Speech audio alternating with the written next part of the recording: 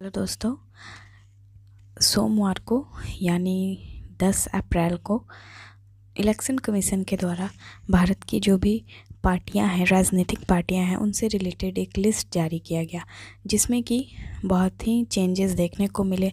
पहले जहां राष्ट्रीय पार्टी 8 हुआ करती थी, अब उन्हें घटाकर 6 कर दिया गया और इनमें भी कई चेंजेस हमें देखने को मिले। कई पार्टियों को यहाँ पे लिस्ट से बाहर कर दिया गया है, तो नई पार्टी को भी यहाँ पे शामिल किया गया है और साथ ही कुछ पार्टियों को राज्य स्तर की पार्टियों का भी दर्जा दिया गया है। तो इस तरह राजनीतिक पार्टियाँ हमारे लिए काफ़ी इम्पॉर्टेंट हो जाती हैं हमारे एग्ज़ाम के पॉइंट ऑफ व्यू से। इसलिए हम इस वीडियो में इससे संबंधित जितने भी इम्पॉर्टेंट पॉइंट हैं उनको देखेंगे, जैसे राष्ट्रीय पार्टियाँ क्या होती हैं, क्षेत्रीय पार्टियाँ क्या होती हैं, गैर मान्यता प्राप्त पार्टियाँ क्या होती हैं और इसके अलावा राष्ट्रीय पार्टियों को कैसे बनाया जाता है। साथ ही अगर वे राष्ट्रीय पार्टी बन जाती हैं तो उन्हें क्या क्या फ़ायदे मिलते हैं, तो ये सभी चीज़ों को हम जानेंगे। इसके अलावा यहाँ पे हम देखेंगे कि आम आदमी पार्टी, जिसे राष्ट्रीय पार्टी का दर्जा दिया गया है, इसके बारे में भी हम कुछ जानेंगे और साथ ही जिन पार्टियों को राज्य स्तर के तौर पे मान्यता मिली है उसके बारे में भी देखेंगे और 6 राष्ट्रीय पार्टियों के बारे में भी हम यहाँ पे देखेंगे। दोस्तों, ये पॉइंट हमारे एग्ज़ाम के लिए बहुत महत्वपूर्ण हो जाते हैं, चाहे वो पीटी हो या फिर मेंस। तो चलिए हम यहाँ पे शुरू करते हैं, देखते हैं अपना टॉपिक आज का। हम देखेंगे, पहला है राष्ट्रीय पार्टी क्या होती है, इसके बारे में जानेंगे। वैसी पार्टियाँ जिन्हें चुनाव आयोग के द्वारा राष्ट्रीय पार्टी का दर्जा दिया गया हो, उन्हें राष्ट्रीय पार्टी कहा जाता है। अब हम आगे वीडियो में देखेंगे कि राष्ट्रीय पार्टी का दर्जा कैसे दिया जाता है। तो अभी भारत में कुल 6 राष्ट्रीय पार्टियां हैं 10 अप्रैल के बाद से, ठीक है। क्षेत्रीय पार्टियों के बारे में अगर बात की जाए तो राज्य स्तर की पार्टियों का दर्जा जिन्हें मिला रहता है उन्हें क्षेत्रीय पार्टी के रूप में जाना जाता है और अभी भारत में 50 से ज़्यादा क्षेत्रीय पार्टियां हैं, राजनीतिक पार्टियां। अब यहाँ पे गैर मान्यता प्राप्त पार्टियों के बारे में अगर देखें तो ऐसी पार्टियां जो चुनाव आयोग में रजिस्टर्ड होती हैं लेकिन इन्हें मान्यता नहीं मिली होती है, इस वजह से, क्योंकि जितनी क्राइटेरिया होती है, जो इनकी मान्यता, राष्ट्रीय पार्टी को मान्यता देने के लिए जो भी इनकी क्राइटेरिया होती है, या तो इसको फुलफ़िल नहीं कर पाते हैं या फिर ये बहुत ही नई पार्टियां होती हैं, तो इस वजह से इन्हें गैर मान्यता पार्टी के रूप में जाना जाता है। चलिए, तो अभी रालोद कोई पार्टी है जो कि इस कैटेगरी में आ गई है। अब हम जानेंगे कि ये राजनीतिक पार्टियां बनती कैसे हैं, ठीक है। इन्हें राष्ट्रीय पार्टी का दर्जा कैसे दिया जाता है। राष्ट्रीय पार्टी का दर्जा देने के लिए यहाँ पे चुनाव आयोग के नियम 1968 का पालन किया जाता है और इसके मुताबिक कुछ क्राइटेरिया है जिसे कि हम यहाँ पे देखेंगे। इसके मुताबिक किसी भी पार्टी को राजनीतिक दल का दर्जा हासिल करने के लिए 4 राज्य या फिर 4 राज्यों से अधिक राज्यों में लोकसभा चुनाव या फिर विधानसभा का चुनाव लड़ना होता है।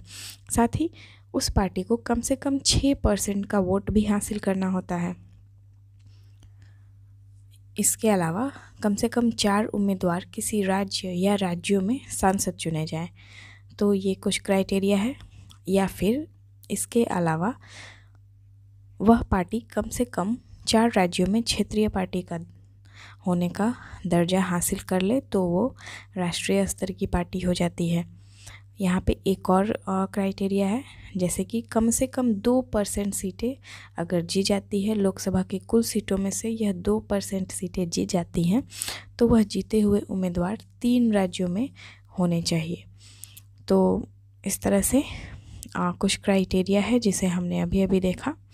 तो राष्ट्रीय पार्टी का दर्जा देने के लिए इनमें से कुछ क्राइटेरियाज़ को अगर फुलफ़िल करती हैं पार्टियां तो उन्हें राष्ट्रीय पार्टी का दर्जा दिया जाता है। तो दोस्तों, आई होप आप वीडियो को एंजॉय कर रहे होंगे, तो लाइक ज़रूर करेंगे पसंद आए तो। अब हम देखेंगे नेक्स्ट, यहाँ पैरा में देखेंगे कि इन्हें फ़ायदे क्या क्या मिलते हैं। गाइस, सभी राष्ट्रीय पार्टी के अपने अपने चुनाव चिन्ह होते हैं और उसी चुनाव चिन्ह के माध्यम से उन्हें चुनाव लड़ने का मौका मिलता है। इस यह चुनाव चिन्ह उन्हें दूसरी राजनीतिक पार्टियों से अलग करती है। अब यहाँ पे जो चुनाव चिन्ह दिया जाएगा इनको, वो फिक्स हो जाएगा इनके लिए। मतलब जैसे कि आम आदमी पार्टी का चुनाव चिन्ह क्या है, झाड़ू है, तो इसकी जो ये चुनाव चिन्ह है, इससे कोई और पार्टी नहीं ले सकती है, और अगर ले भी ले तो यहाँ पे मान्यता किसे मिलेगी, आम आदमी पार्टी को ही मिलेगी। और अब मान लिया जाए, यहाँ पे एक और बात है कि दो पार्टी हैं जिन्हें राजनीतिक पार्टी का दर्जा प्राप्त है, और दोनों का चुनाव चिन्ह झाड़ू ही है। जैसे कि मान लीजिए आप है, या फिर कोई और एक पार्टी ऐसी है जिसका चुनाव चिन्ह झाड़ू ही है, और उसे भी राष्ट्रीय स्तर की पार्टी का दर्जा मिल गया है। तो ऐसे में किसके चुनाव चिन्ह को ज़्यादा मान्यता दी जाएगी? गाइज, यहाँ पे ऐसी पार्टी जिसने पहले से ही राष्ट्रीय स्तर की पार्टी का दर्जा प्राप्त कर लिया है, उसे चुनाव चिन्ह के लिए यहाँ पे वरीयता दी जाएगी। ठीक है, चलिए अब दूसरा यहाँ पे फ़ायदा ये है कि मुफ्त में विज्ञापन का समय दिया जाएगा इनको। जिस तरह से टीवी पे दूरदर्शन हो गया, या फिर और भी सारे चैनल्स हो गए, वहाँ पे इन्हें मुफ्त में आम लोगों से बात करने के लिए रेडियो और टेलीविज़न पे समय दिया जाता है। ठीक है, एक ये फ़ायदा हो गया। उसके अलावा सरकारी आवास, इनके जो अध्यक्ष होते हैं उन्हें सरकारी आवास पाने का मौका मिलता है अगर वे राष्ट्रीय स्तर की पार्टी बन जाते हैं तो। स्टार प्रचारक के खर्च, अब ये एक इम्पॉर्टेंट पॉइंट है कि स्टार प्रचारक के खर्च, तो सभी चुनाव में खर्च करने के लिए कुछ राशि तय की जाती है। ठीक है, तो उन राशि में से सभी उम्मीदवार को मतलब जो भी अपना राशि खर्च करते हैं चुनाव में, उनके बारे में जानकारी देनी होती है चुनाव आयोग को। अब यहाँ पे राष्ट्रीय स्तर की पार्टी को यहाँ पे यह फ़ायदा होता है कि ये उस क्षेत्र में जहाँ प्रचार कर रहे हैं वो स्टार प्रचारक भी कर सकते हैं, और जब वे किसी भी क्षेत्र में प्रचार के लिए वहाँ जाते हैं तो चुनावी खर्च निश्चित रूप से वहाँ की बढ़ जाती है। और ऐसे में क्या होता है ना कि बढ़े हुए खर्च को राष्ट्रीय पार्टी की चुनावी खर्च से अलग रखा जाता है। हर राष्ट्रीय पार्टी 40 स्टार प्रचारक तय कर सकती है, तो ये भी इम्पॉर्टेंट पॉइंट हमारे लिए हो सकता है। चलिए अब यहाँ पे मुफ्त वोटर लिस्ट देखिए। अब जिस तरह से अब आम आदमी पार्टी राष्ट्रीय स्तर का दर्जा प्राप्त कर चुकी है, तो यहाँ पे उसे एक फ़ायदा ये भी होगा कि जहाँ वह पहले वोटर लिस्ट के लिए कुछ रकम इसको चुकाना पड़ता था, कुछ मूल्य चुकाना पड़ता था, वहीं राष्ट्रीय स्तर की पार्टी का दर्जा प्राप्त होने के बाद इसके पास यह अधिकार होगा कि वह हर राज्य में वोटर लिस्ट मुफ्त में पा सकेगा। ठीक है, कार्यालय, अगर यहाँ पे बात की जाए तो कार्यालय, पार्टी को देश की राजधानी यानी दिल्ली में इन्हें एक अपना कार्यालय भी मिल पाएगा। तो ये सारी सुविधाएं हैं जो कि यहाँ पे हमने डिस्कस किए। आई होप आपको वीडियो पसंद आ रहा होगा, चीज़ें अच्छे से समझ में आ रही होंगी, तो लाइक ज़रूर करेंगे दोस्तों। चलिए अब हम देखेंगे आम आदमी पार्टी को, यहाँ पे कुछ इम्पोर्टेंट पॉइंट देखेंगे। हम देखेंगे कि यहाँ पे 4 राज्य दिल्ली, गोवा, पंजाब और गुजरात, यहाँ पे आम आदमी पार्टी ने काफ़ी अच्छा प्रदर्शन किया है, जिस वजह से इसने राष्ट्रीय स्तर की पार्टी का दर्जा प्राप्त किया है। अच्छा प्रदर्शन करने से यहाँ पे मतलब ये है कि जो भी क्राइटेरियाज़ हमने यहाँ पे देखे, वीडियो के स्टार्टिंग में हमने यहाँ पे देखे कि किस तरह से इन्हें दर्जा दिया जाता है, तो इन सभी क्राइटेरिया को ये फुलफ़िल कर रही है। 4 या उनसे अधिक राज्यों में इसके जो पार्टी है उसे राज्य स्तर का पार्टी का दर्जा भी मिला हुआ है। 6% से अधिक वोट भी हासिल किए हैं, तो इस प्रकार से इसे राष्ट्रीय स्तर की पार्टी का दर्जा दिया गया है। ठीक है, ये चीज़ आप याद रखेंगे कि इसे 4 राज्य कौन कौन से, दिल्ली, गोवा, पंजाब और गुजरात में राष्ट्रीय स्तर की पार्टी का दर्जा प्राप्त है। ठीक है, अब इसने अभी हाल ही में गुजरात में विधानसभा का जो चुनाव हुआ था, इसमें आम आदमी पार्टी ने 5 सीटों को जीत रखा है और इसमें 12.92% का मत प्राप्त किया है। और हमारे क्राइटेरिया में क्या था, 6%, कम से कम 6%। तो इस तरह से इन सभी क्राइटेरिया को फुलफ़िल करते हुए आम आदमी पार्टी एक राष्ट्रीय स्तर की पार्टी बन गई है। चलिए अब हम इसके बारे में भी कुछ जान लेंगे, क्योंकि हो सकता है यहाँ से कुछ क्वेश्चन बने। अगर आप एक पीसीएस के स्टूडेंट हैं तो ये सभी चीज़ों को जानना काफ़ी ज़रूरी है। एक बारी आई थिंक 65th बीपीएससी में आम आदमी पार्टी से रिलेटेड एक क्वेश्चन आया हुआ था पॉलिटी में। तो वो क्वेश्चन मुझे अभी याद नहीं आ रहा, मुझे वो ऐड करना चाहिए था, हालांकि मैं उसे कमेंट बॉक्स में ज़रूर पिन कर दूँगी। लेकिन इस वजह से हमें इन सभी चीज़ों के बारे में जानना ज़रूरी हो जाता है। उसका एग्ज़ाम्पल लेके मैं यहाँ पे ये बताना चाह रही थी। चलिए हम देखेंगे। इसकी जो स्थापना हुई थी वो 2012 में हुई थी, 2 अक्टूबर को, ठीक है। अन्ना हजारे के लोकपाल आंदोलन के बाद हुई थी इसकी स्थापना। फिर 2013 में विधानसभा चुनाव में 29.49% वोट शेयर किया और साथ में राज्य की दूसरी सबसे बड़ी पार्टी यहाँ पे ये बन गई। 2014 में 2.1% वोट और 4 सीटें हासिल की इसने लोकसभा चुनाव में। दिल्ली विधानसभा चुनाव में 2015 में 53.4% मतों के साथ 70 में से 67 सीटें इसने जीत ली।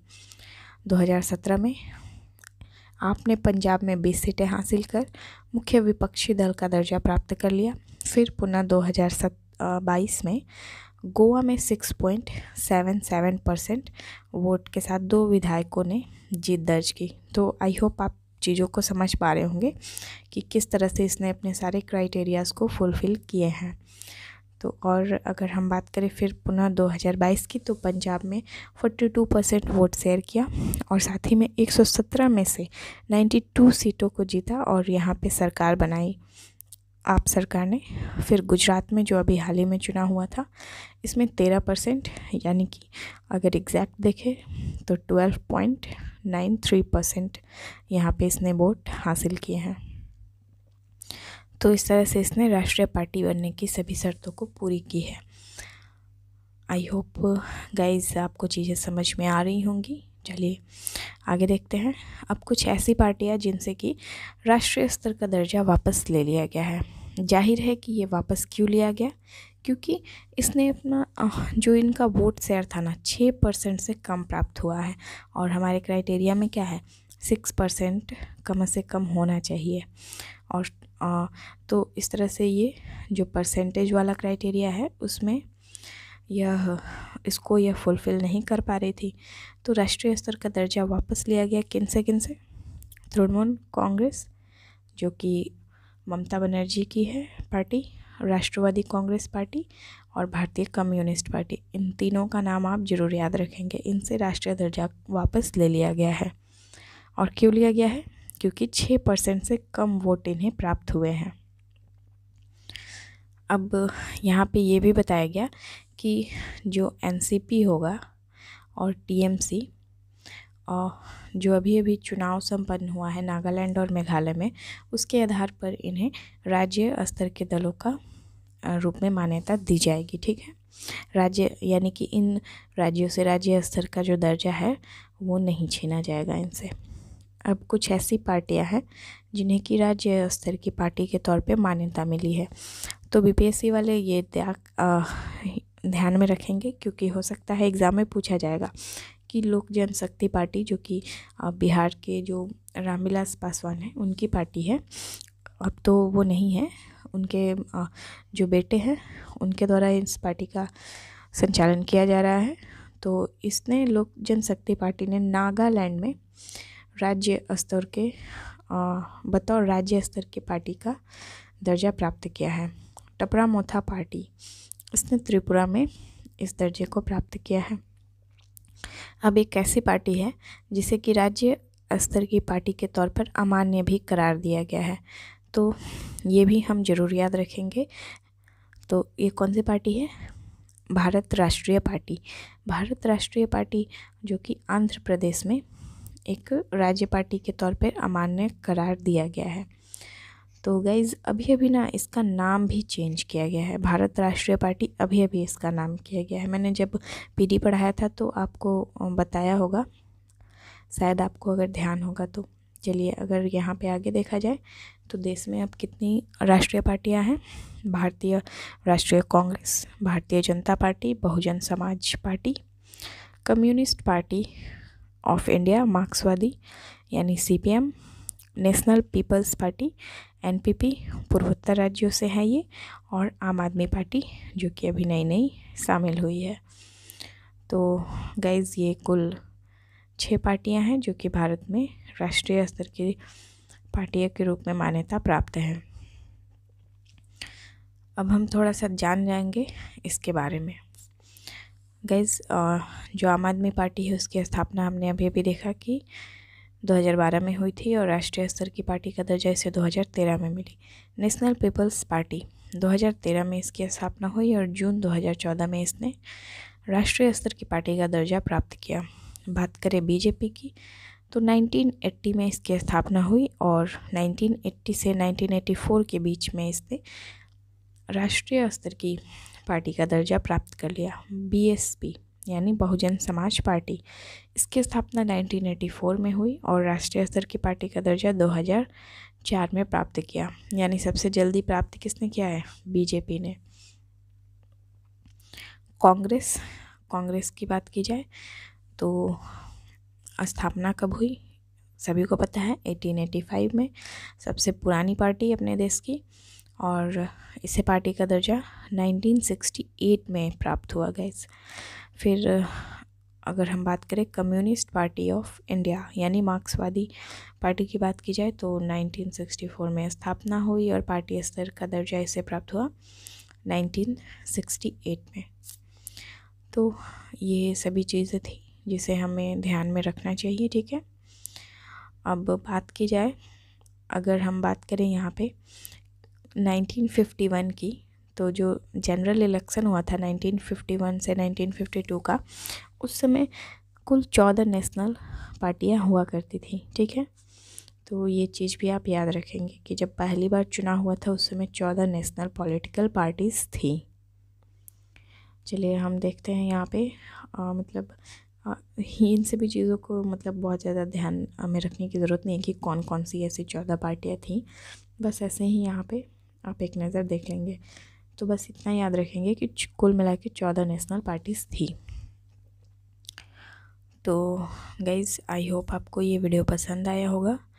जो भी यहाँ पे इम्पोर्टेंट क्वेश्चन बन सकते थे मैंने उन सभी को इसमें इंक्लूड किया है, सभी पॉइंट्स को मैंने यहाँ पे इंक्लूड किया है।